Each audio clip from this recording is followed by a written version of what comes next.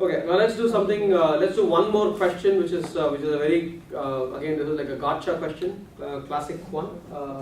Now that we know what binary search is, that will work against you. Okay. So what we have is we have an array of numbers, two-dimensional numbers in this case, and it is sorted both in the x-axis and y-axis, which essentially is you've got a 1, you've got a 3, you've got a 5, you've got a 9, but this one's a 2, this one's a 6, this one's has to be greater than 5 than this, so this is 7, this is like 14, you've got 3, 9, 11, 16, 5, 10, 17, 23, or something like that. So what do you got? Okay. So I've got a number, a matrix of numbers which are sorted both in the x-axis and in y-axis, which means at any given time, if you look at any number like 3, the number to the left will be always smaller than that. You look at any number like 9, the number to the left will be smaller, the number above will be smaller. And the number diagonally will also be smaller because, well, the property commutes works the same way, right? It could be equal or less. It doesn't have to be always smaller. Okay.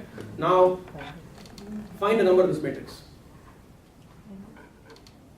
In a doubly sorted matrix, find a number of this matrix. Find a number, like find 11. Does 11 exist in this matrix or not? Okay? So for whatever it is worth, let's assume that this is M and this is N. Okay? So I think you can start from the bottom. So take 2-3 minutes, think about it, collaborate with your peers if you want to, and come up with think about your strategy. I want your peers to provide feedback.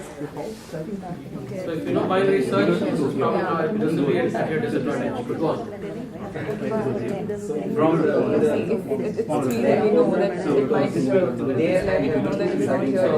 We'll wait for a second. I think that might end up being the right answer. So let's wait. What else? What else did folks get? Let's go back to you. I think you can start from one of the corner, like 9. Yes, 11 corners. I've got 4 corners. Which one do you want me to pick? Let's start from 9. Why? Because that way, because I'm trying to find a logic where determining what's in the current position and matching with the element, see if it's bigger or smaller. If it's smaller, like if you're starting from the top right corner, either go to the left, because if you go down, it's going to be bigger. Okay. So let's come to that. So anyone who's actually started in the middle, like a binary search, anyone who tried to start in the middle.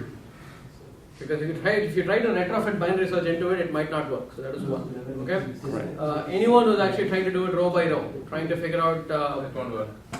Why. The only thing right now we know is that the top left element is the smallest and the bottom right element is the largest element. Sure. That's the only thing we know right now. Sure. If you do row by row, it's not the efficient solution. Because you have to go through each row. So let's take a step back. If I just were to go linearly iterate over every element, right? Okay. So that gives me n times n. Correct. Right?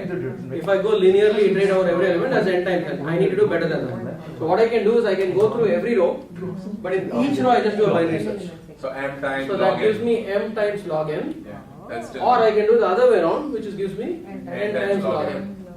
Still not Identical. They're like similar-ish solution. If n and m are the same, it doesn't give. So I can either get an n by m solution, which is do everything, or I can do each row. But if I did this, right, if I go row by row and then I do this, I'm ignoring the fact that the columns are sorted. In this case, I'm ignoring the fact that rows are sorted. So that's also fine. Anyone who's tried starting in the middle? Let's start with 23. Start with 23. Start with 23. Yeah, like this column, then we have like all the numbers on the left and all the numbers on the top. So if the numbers are, there are only 3 possibilities: less than, greater than, or equal, right? Yeah. Okay. So if it's equals, you're golden. If the number you're looking for is greater, then you're also golden because it just means that the number is not in the matrix. Not there. If the number is here, what happens? Then like it is in that square. It's in the entire square. Yeah. So you've not gained any extra Then knowledge. Then like maybe we can again diagonally go to the middle. So let's assume that you figure out, like if you do a binary search. How many people have tried binary search on the diagonal? You can also do that because the diagonal is also sorted, right? Yeah. So you can do a diagonal, you can do a binary search in the diagonal. So you don't have to start with 23. Which is essentially, you can start right at the back in the middle, right? So you figure out. So what happens is that So you could search it over there. Notionally, when you're comparing against this, right? If it's less, then it's here Yes, in the. in this quadrant, okay? Which is great because then essentially you've reduced the space by 4, the factor of 4. If it's equal, then you're lucky. Ignore that case. When it's greater, what does it mean? Any of those three. Either It's one. either like, yeah. Here or here. W. Okay? So what have we reduced it to? The space. That's what he's done. 3, 4, 3. Right? And that doesn't help. Because now you have to apply the operation 3 times in each of these matrices and figure out where it is. It doesn't really help. Right?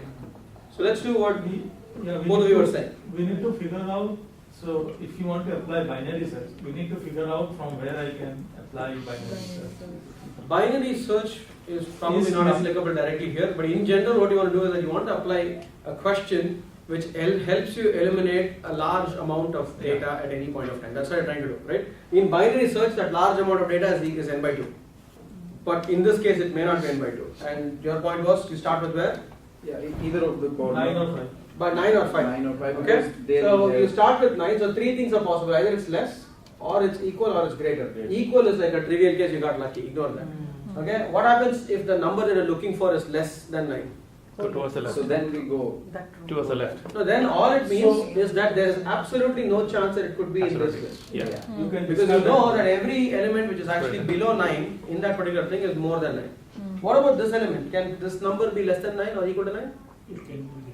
Yeah. Can be less It than can be. that, it can be. It can be, right? There's Can no, be. what this number can be less than 9 easily. Because this could be 5 and this could be 5, 5 and 5 or something like that. It's also logically possible.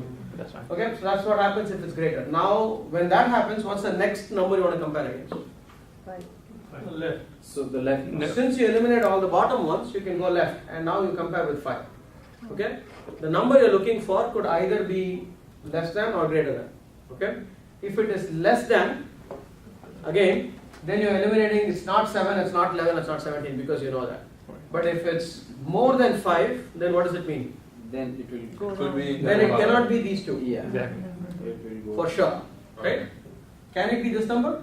Yes. Yes. Possibly. Because there's nothing, No. there's no mathematical relationship between these two numbers. Right. So but it's definitely not the first two elements here. So in this case, if you keep repeating this operation, so and then you go down. So from here you go left, from here you go down in this case. And then you keep traversing this way. So what is the number of operations for this? What's the big O of this operation? Order n. Uh, should be Order of log n, m plus order of n. log n kind of. No, not kind Order of. of m plus n. It is M n plus n. plus n. M plus n. Yeah. M plus n. Yeah. Because the worst case scenario is that this is the answer. Yeah. Okay? To get to this guy, how do you need to do? Every time you're making a step left and a step down. That's all. Every time you're only doing one left and one down, one left or down, right? Right. So you would go 1, 2, 3, and then like you will essentially have to make n steps to the left and m steps to the right. Actually, it's minus 2 because if you take n minus 1 steps, you'll reach the first element. So it's Yeah, actually n plus m minus 2. 2 is constant, so you ignore that. So this is a very stupid question because it doesn't really, it's very hard for people to come up with the answer.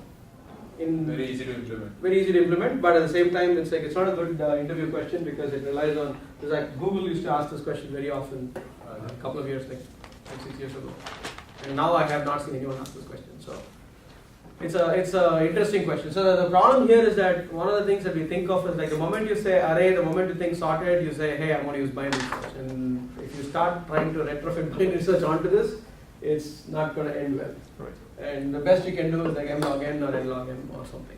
So there's no good meaningful way for you to reduce the space by half. So which means what you need to do is that every comparison you are actually guaranteed to reduce it by a large meaningful factor, and that's kind of what you're trying to get to. Okay? Alright, so with this what we'll do is like we'll switch out like a different question which is on again array based questions, finding out how to deal with it. So why don't you